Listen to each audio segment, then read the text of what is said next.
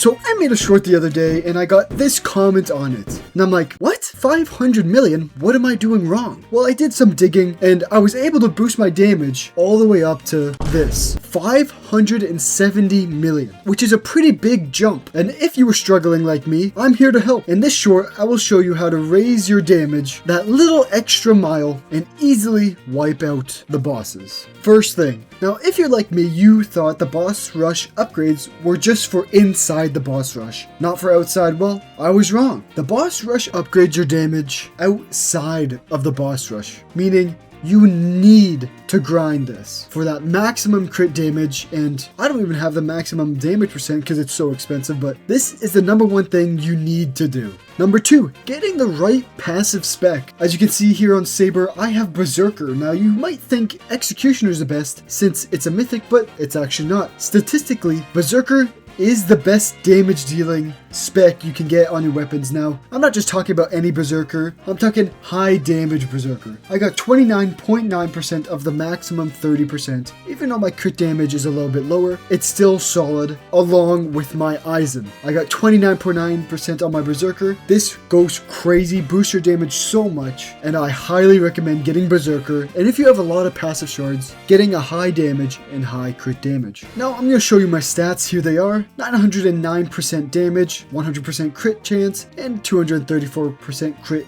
damage. Now this is for Saber, and these are my Eisen stats, 2% less damage. Unfortunate, but it still is high. And number 3, you can put spec passives on your fruit, but it doesn't do anything. Yes, you can put spec passives on your fruit, but it actually doesn't raise your damage or anything else at all. See, my stats are the exact same, and without the spec passive on my fruit. So it doesn't help your damage at all, but you can store another spec passive if you need the room. And yeah, that's how I got my damage from this to this.